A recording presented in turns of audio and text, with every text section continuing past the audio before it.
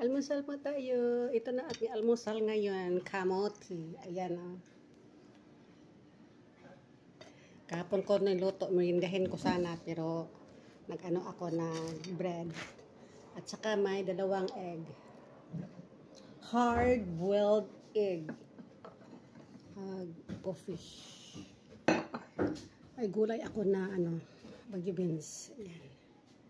Ayan lang. Breakfast tayo. Hindi ko nabalatan itong kamote ko kasi hinugasan ko to ng banggang-bangga at linis na rin ito sa pagbili ko.